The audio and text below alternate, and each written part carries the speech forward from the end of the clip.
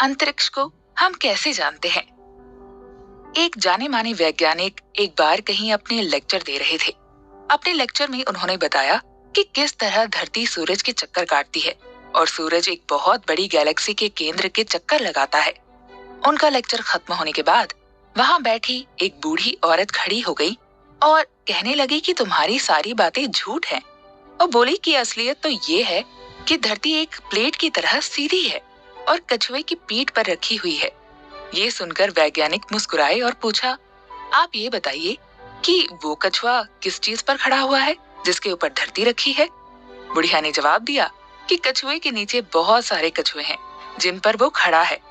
आज के समय में अधिकतर लोगों को बूढ़ी औरत की बात एक मजाक लगेगी, लेकिन हमें ये क्यों लगता है कि हमें जो मालूम है वो सही है। हमें यूनिवर्स के बारे में क्या मालूम है और कैसे मालूम है? क्या यूनिवर्स की कोई शुरुआत है, और अगर है तो उससे पहले क्या था? वक्त की मिजाज क्या है और क्या ये कभी खत्म होगा? वक्त के साथ हुई तरक्की और नई तकनीकों की मदद से हमें कई पुराने सवालों के जवाब तो मिल चुके हैं, लेकिन अभी भी कई बाकी हैं। हो सकता है कि अनसुलझे इन सवालों के जवाब हमारे लिए कभी इतनी आम बात हो जाए जितनी आम बात हमारे लिए धरती का सूरज के इर्द गिर्द घूमना है। ऐसा कब होगा ये तो केवल वक्त ही बता सकता है, लेकिन मानव की खोज जारी है। ईसा पूर्व सन 340 में ग्रीक फिलोसोफर अरस्तु ने ऑन द हेवंस नामक किताब लिखी थी।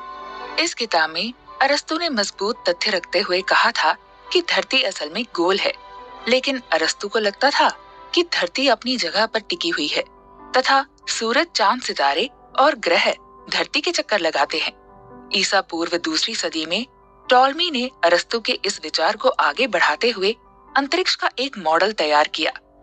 इस मॉडल में धरती को बीचों बीच रखा गया और उसके आसपास 8 चक्रों में सूरज, चांद, सितारे और 5 ग्रह धरती के चक्कर लगाते दिखाए गए थे। उस समय इंसानों को केवल मरकरी, वीनस, मार्स, जुपिटर और सैटर्न ग्रहों की ही जानकारी थी। टॉलमी के मॉडल में हालांकि कुछ खामियां थी, लेकिन इस मॉडल को लगभग सभी लोगों के द्वारा स्वीकार कर लिया गया था। टॉलमी मॉडल को ईसाई चर्च के द्वारा भी मान्यता प्राप्त हो गई।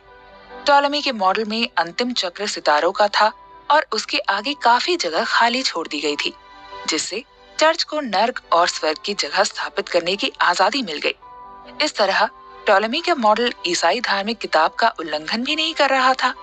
सैकड़ों साल बाद सन 1514 में एक पॉलिश पादरी निकोलास कोपरनिकस ने अंतरिक्ष का एक बेहतर और आसान मॉडल तैयार किया। हालांकि शुरुआत में कोपरनिकस ने चर्च द्वारा विधर्मी ठहराए जाने के डर से इस मॉडल को अज्ञात नाम से प्रकाशित किया। निकोलस कोपरनिकस का मानना था कि सूरज बीच में ठहरा हुआ है तथा धरती एवं अन्य ग्रह उसके चक्कर लगाते हैं। लगभग एक सदी बाद कोपरनिकस के इस विचार को गंभीरता से लिया गया। जर्मनी के वैज्ञानिक जोहानस केपलर और इटली के गैलीलियो गैलीली ने निकोलस कोपरनिकस के मॉडल को खुलेआम समर्थन देना शुरू कर दिया। सन 1609 में गैलीलियो गैलीली ने अंतरिक्ष को टेलीस्कोप की मदद से देखना शुरू किया, जिसका आविष्कार उन्होंने खुद ही किया था। गैलीलियो ने अपने टेलीस्कोप से जिस अंतरिक्ष को देखा, उसने अरस्तु और टॉलेमी के उस मॉडल को बिल्कुल ध्वस्त कर दिया, जो कहता था कि धरती अंतरिक्ष के मध्य स्थित है तथा सूरज, ग्रह, सितारे उसके चक्कर लगाते हैं। कोपरनिकस, गैलीलियो और जोहानस केपलर ने हमारे अंतरिक्ष की समझ को काफी हद तक बढ़ा दिया था, लेकिन अब भी उनके दावों को साबित करना मुश्किल था। इसी कड़ी में सन 1687 में आइजैक न्यूटन द्वारा प्रकाशित किताब philosophy and naturalis Principia Mathematica बहुत महत्वपूर्ण साबित हुई। आइजैक न्यूटन की ये किताब फिजिक्स के इतिहास में प्रकाशित एक सबसे महत्वपूर्ण दस्तावेज है। न्यूटन की इस किताब में ग्रेविटी या गुरुत्वाकर्षण के नियमों का जिक्र किया गया था।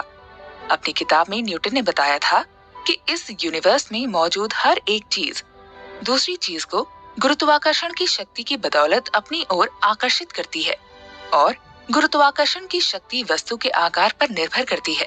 वस्तु का आकार जितना बड़ा होगा, उसकी गुरुत्वाकर्षण शक्ति उतनी ही अधिक होगी। न्यूटन की थ्योरी की बदौलत ये साबित हो पाया कि किस तरह ग्रह सूरज के आसपास चक्कर लगाते समय अपने रास्तों पर बंधे रहते हैं। कोपरनिकस के मॉडल को स्वीकार किए जाने के कारण टॉलेमी पर लोगों का विश्वास खत्म हो गया।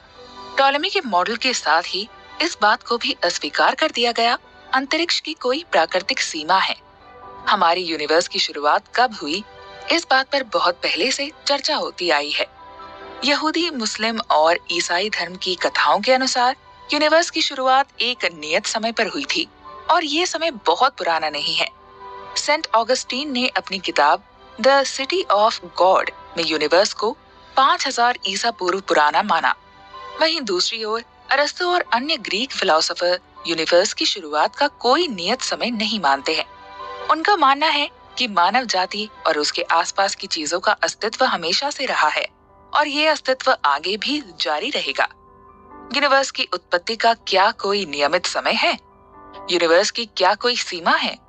इन सवालों पर जर्मनी के फिलोसोफर इमैनुअल कैंट ने गहन अध्ययन किया।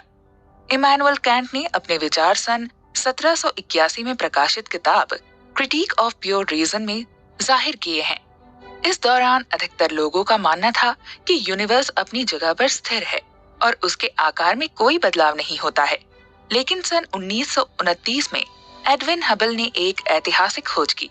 एडविन हबल ने दर्ज किया कि जहां भी देखा जाए हमसे दूर मौजूद गैलेक्सियां लगातार और ज्यादा दूर होती जा रही हैं। दूसरे शब्दों में कहा जाए तो उन्होंने देखा कि यूनिवर्स का आकार लगातार बढ़ता जा रहा है।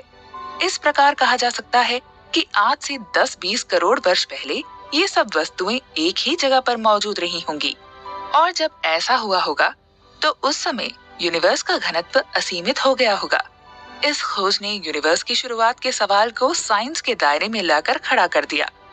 एडविन हबल की शानदार खोज से वैज्ञानिकों को अंदाजा हुआ कि एक समय यूनिवर्स का घनत्व असीमित रहा होगा और उसका आकार असीमित रूप से छोटा। इस समय को वैज्ञानिकों ने बिग बैंग का नाम दिया। इस स्थिति में विज्ञान के सभी नियम ध्वस्त हो गए होंगे और आने वाले समय पर उनका कोई प्रभाव नहीं रह गया होगा, क्योंकि उन नियमों का आने वाला भविष्य पर कोई प्रभाव नहीं रहा तो उनको नजरअंदाज किया जा सकता है।